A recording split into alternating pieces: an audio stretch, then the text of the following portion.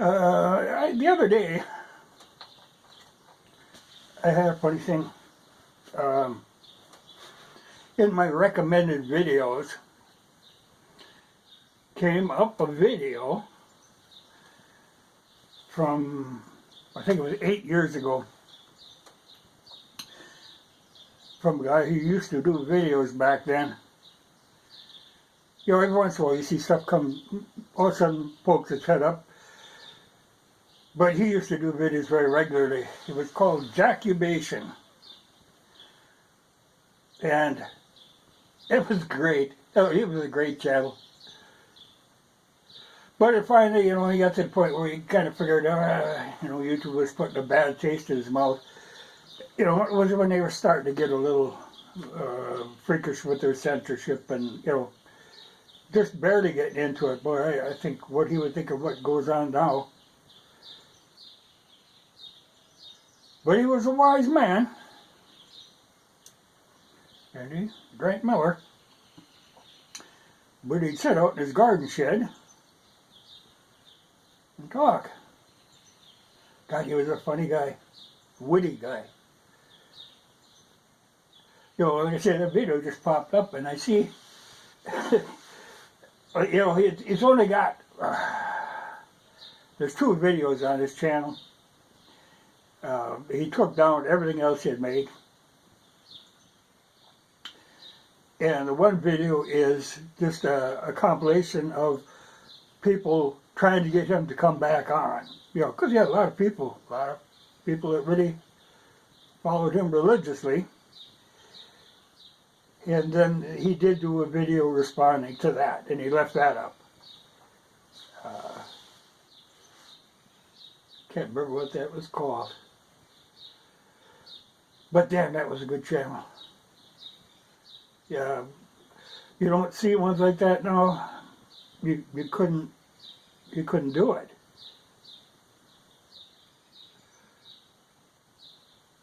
But he's missed by a lot of people. And he was actually, you know, one of the first to kind of see the writing on the wall and start bailing. But it was good to see them again. You know, to see, just to be reminded. But it makes me think of all the really good channels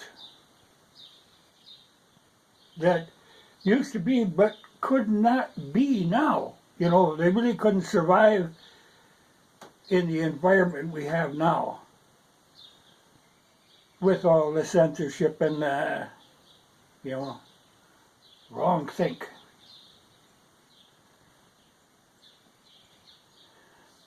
There's a lot of them that have gone by the wayside. And I don't know what his subscriber count ever, you know, what the high was, but he still got, I think it's like 228 subscribers. I think they're just hoping, waiting. Sometime he'll make another video. But I'm one of them. But like I say, I don't think he could survive in the present environment in YouTube. I had a weird thing the other day, even a video that I had done like 7 years ago, maybe 5 years ago, I don't know. It was a reloading video. But it's been up that long. But I got a notification that it was now being blocked in South Korea. Why the government of South Korea would have any interest in, you know, an old reloading video, that they would get to the point where they would demand that this be taken down. You know, that's a puzzle to me. You know, I hadn't thought about it. But it's weird when it's, you know, they get a complaint from one country and then South Korea, you know, just, I don't know that I have a lot of viewers in South Korea.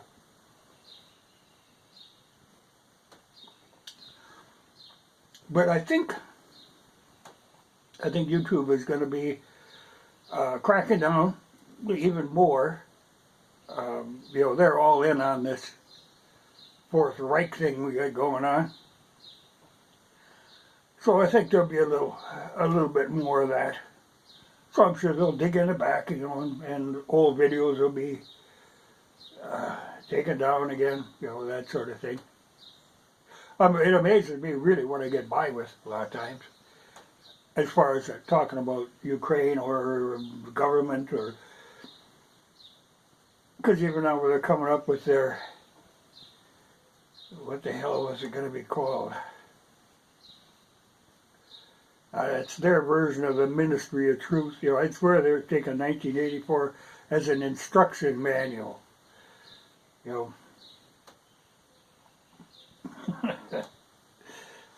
And then they got some lunatic going around the joint, that's something else. That whole pack. That's really quite amazing. But I ran across something the other day where I read this someplace. I don't remember where it was even. I didn't take much notice of it at the time, and then I started thinking about it later, and it dawned on me that what they were saying was correct. They said, after World War II, we had come to think that we had this whole Nazi thing under control. But not really. Turns out, on the surface it appeared that way, but they're all over the place. And the run of things, really. Anyway, the statement that had been made in this was that they never went away. They were like if you got a bad used car salesman, a used car lot that's ripping people off, they don't go away. They just change their name, and start building up a whole nother clientele till they catch on. And his theory is that what happened here, the National Socialist Party in Germany, known as the Nazis, they didn't really go away. They turned into the EU. He had a point.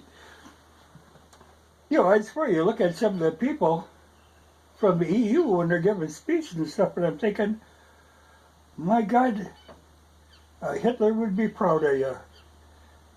You're the Aryans that he always strove for. That's funny. But he had a point. He had a really good point. And I hadn't quite thought of it that way before. But you look at, like, the area that was controlled by the Nazis at that time was the same as what's controlled by the EU now. And they're just as heavy-handed. So it's funny, because I hadn't, like I said earlier in the video I did, I hadn't really thought of the EU as a political thing. I always kind of considered it to be a trading organization. To promote trade between, way more than that. And they want more power. But it is the Fourth Reich.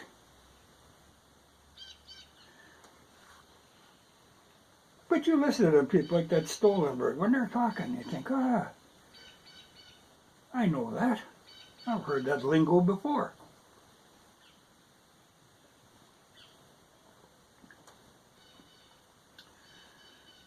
So the Russians have got their work cut out for them again. And they're in it on their own now because, like back then in World War II, we were trying to get rid of the Nazis, but, even then they said, we really kind of sided with them on a lot of stuff. Where people say, yeah, that was and they do commonly say that we defeated the wrong enemy, that we should have been taking Russia out. We were helping Russia. And we should have been on Germany's side. I mean, there's people who think that. And, like I say, it's come around. Now we are on Germany's side. The Germans and the Poles. And it's It's the Fourth Reich. And we're promoting it.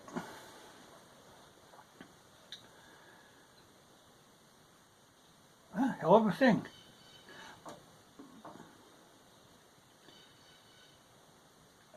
It surprises me sometimes how loony people act now. You know, these politicians, because I swear to God, people, just normal people, just want to live and be left alone. But these politicians can't have that. They got to be getting this conflict brewing. They thrive on that. Because even now, like when they keep saying, oh, we're fighting the Russians in Ukraine so we don't have to fight them here. Like the Russians had any intention of invading here.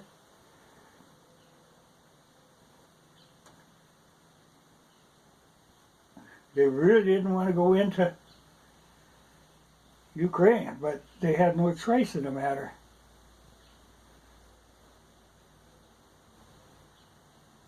But to defend Ukrainian democracy, it's just a joke. You can't really seriously say that. That is so corrupt. And we knew that going in, but we want to pretend that they're a democratic. You know, that's funny.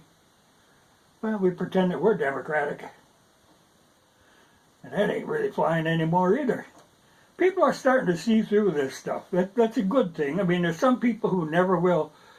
But despite of all the push you get from the government and from the news media, there are people who are seeing through that. That's a good thing. And there's getting to be more and more of them all the time who are waking up to that. But boy, it's late in the game for that.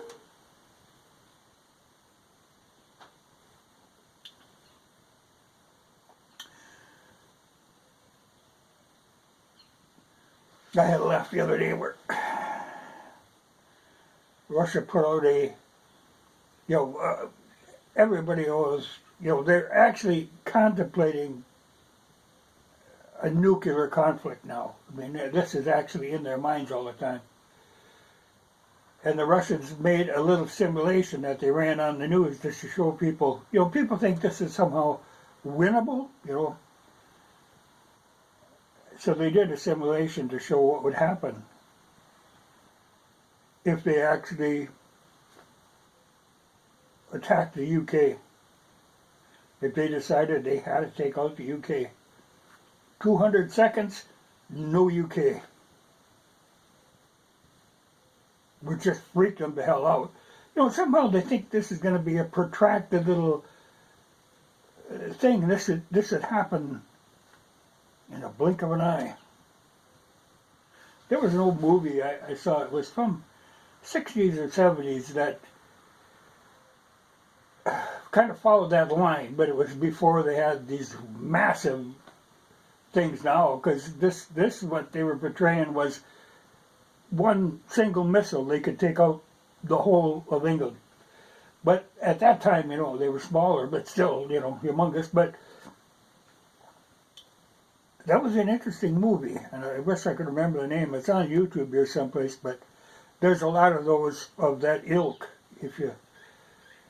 But at the time when they made that movie, it was to scare you to your senses, kind of. And so that's kind of what Russia was doing again, was to show you what would happen. That this is not a thing to be contemplating, not a thing to be playing around with. The idea that you could actually do something like that and survive, but it pissed people off. And they don't take it as like a demonstration. They take it as a threat.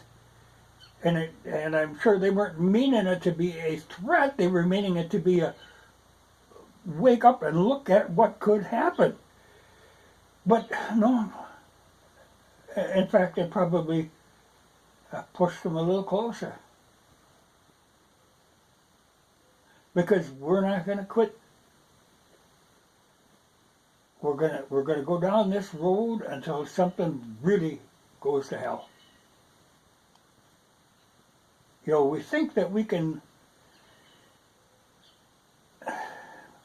play around doing this proxy war with using Ukraine to peck away at Russia, but it's kind of a joke, you know. We're doing everything but sending our boots on the ground in theory, though, you know, actuality is a different thing. You know, I don't know. You know, they had captured some Canadian general there, and they're working him over now. But there's, I think, when they finally get to the bottom of who all is in that steel plant, I think there's going to be a kind of a revelation there of just how involved we are in this. And NATO and the whole EU, you know, I mean, we're up to our eyeballs in that thing. It's just that we don't want to admit it. It's a funny thing, too, you know.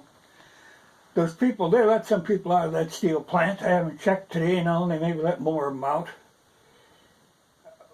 But I think there's a misconception about how this went down. You know, people make it sound like these Ukrainians forced these people into the steel plant to holding them as hostage. I think the actual truth of the matter is these people were in the steel plant long, you know, the civilians went in there long before the Ukrainians were involved. The Ukrainians retreated into there, and they've done this before over and over, like in a hospital and schools and stuff like that. Civilians are sheltering in there. The Ukrainians, the Azov people, would come in there because that was one place they weren't going to get bombed, you know, in theory. Well, eventually they'd kick all the civilians out. And then they would either blow the place up, or the Russians would finally figure out that all the civilians were out, and they would take it out. But because they tended to use these places for firing points, the problem is now when they got into the steel plant, like I said, there was already civilians sheltering there because the Soviet Union had built a lot of air raid shelters there, like we used to have them all over. You don't see them much anymore. But it used to be civil defense shelters in a lot of places back in the Cold War. But so these people knew about them, the civilians, and they went there. And then when these Azov guys get pushed back, they end up there. Now, normally the procedure would be to kick the civilians out. But in this case, it was a last stand, and they didn't dare to kick the civilians out, because if they did, they have nothing to shield them, because they always count on, you know, the civilians, because they didn't even say there were civilians there until real late in the game, and then they say, oh, you can't have civilians here. So they couldn't kick them out, you know, they had to have them there. So right to the bitter end, until they actually surrender the whole thing in one chunk, they aren't going to give up all the civilians. They need them. It's the only defense, because this, you know, originally the idea was they wanted to keep the steel plant as intact as they could, because it's a piece of infrastructure that would be nice to have, you know, for when you start trying to rebuild the economy of the area. I mean, there'd be jobs and things. But it's to the point now where I think they could just completely demolish the place. I mean, I don't think there's anything salvageable anymore. And that would take care of it. But they really want to know who all is in there. Because even, like I said, they got the one Canadian that was trying to sneak out. But there have been others trying to sneak out, dressed in women's clothes and this sort of thing. I think this guy was crawling through the sewers or something when they caught him. But with all the attempts that were made to try to get people out of there, I think there's something more important in there. Because even this Canadian, now, okay, they said he was, in theory, retired from, you know, like a retired general. but in fact was there running their biological weapon program. So that's a little iffy. But they'll get something out of him, one way or the other. But I think there's more to be found there. But like I say, that's the only reason they didn't let civilians out. They needed them. Before, they used them for a shield for a while, but now it's like the last stand. You can't give them up. So they're very hesitant. Because if they give them up, if they let all the civilians out and they don't surrender, they're just going to collapse the place. So they got to work that out. But I had a damn fool Pelosi going there on a little junket. Evidently that's the vacation hotspot. But boy, it looked like a target of opportunity.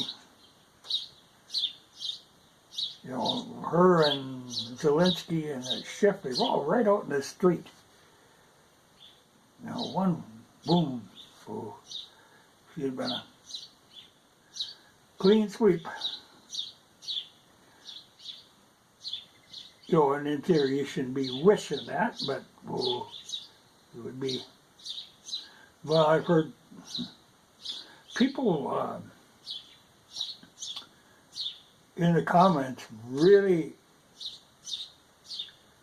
say some outlandish things. Talking tough.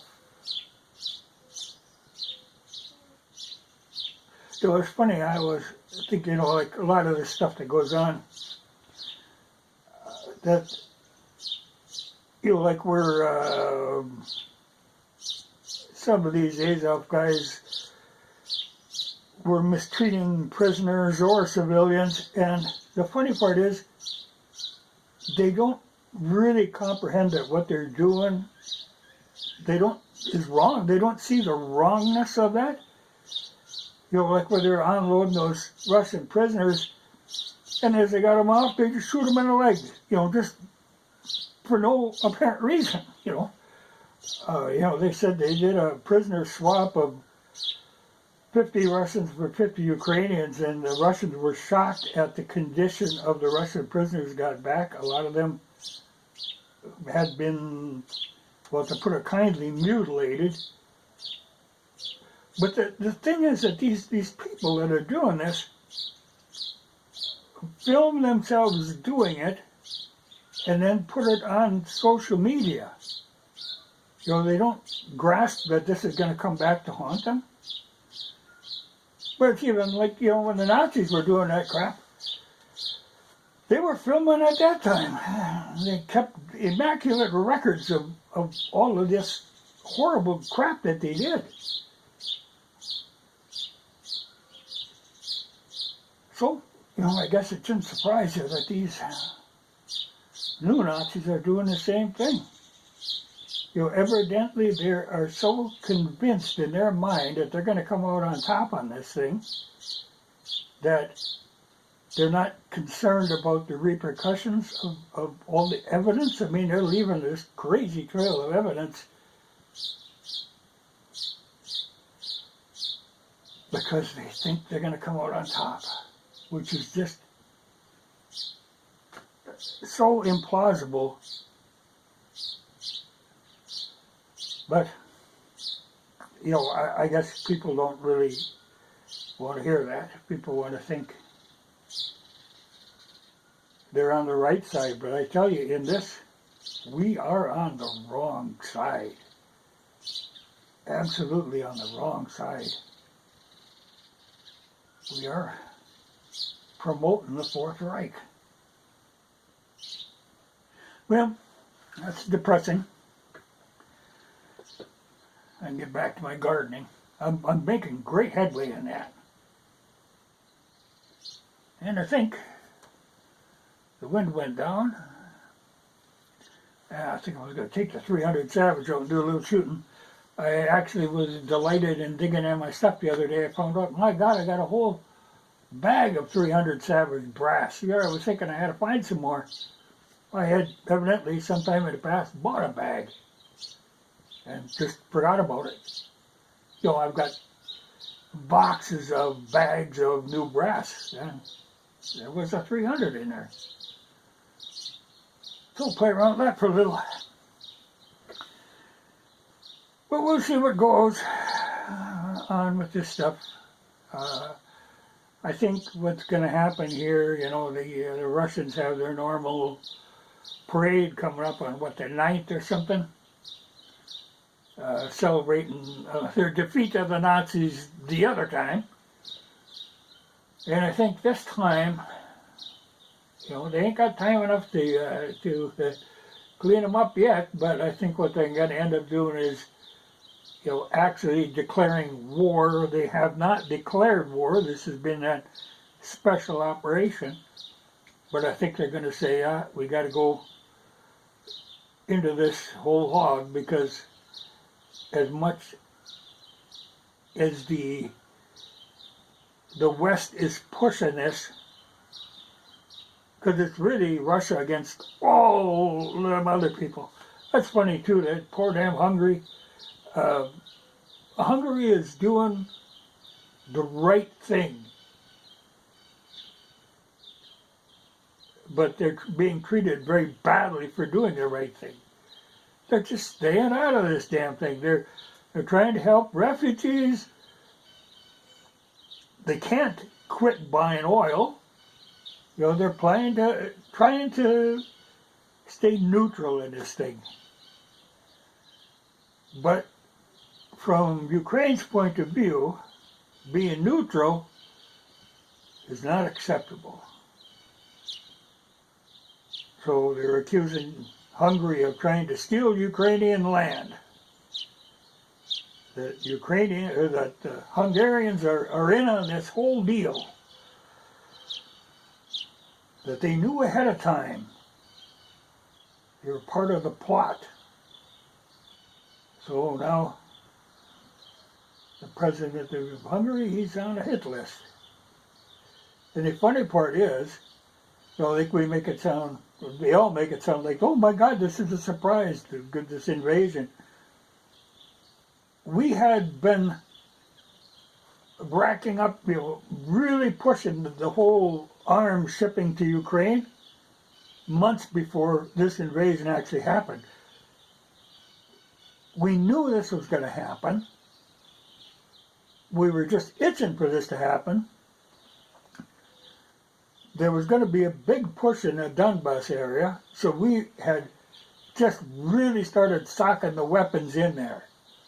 And then doing the training. It's so funny now when the Canadians tried to deny that they were training, when, you know, there again, the Ukrainians were putting all their training up in Canada on social media.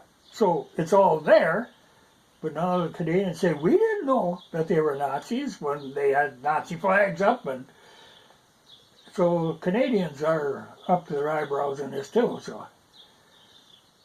But we did the same thing. We were training them here too. So now we're training them over there. Trying to act like we're innocent in this, which is just crazy.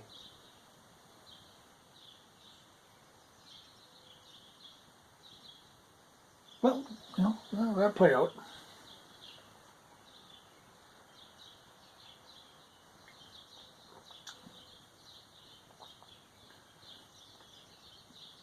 Well, I was going to say too,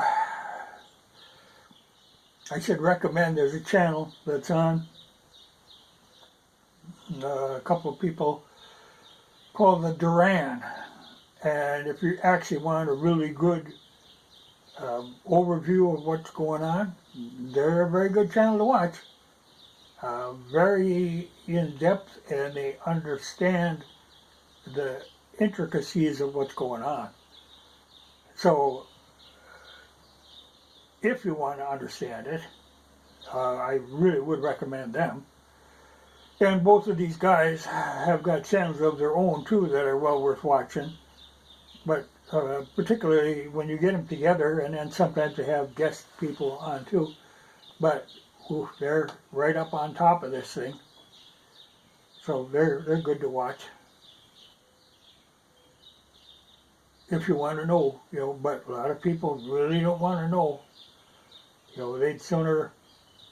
It's very tough for me to watch the mainstream news, what they put out, because I just know it's all bullshit. I know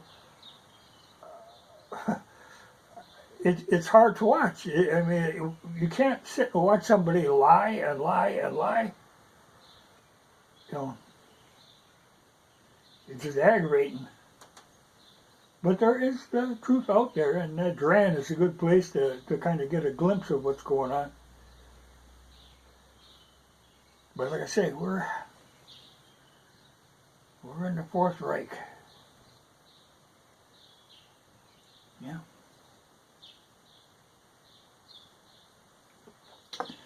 But it'll end badly. But we are on the wrong side in this. Really on the wrong side. And the amount of money we're pouring into there, well, I tell you, it ain't my money going in there. There's no way in hell I'm paying for that.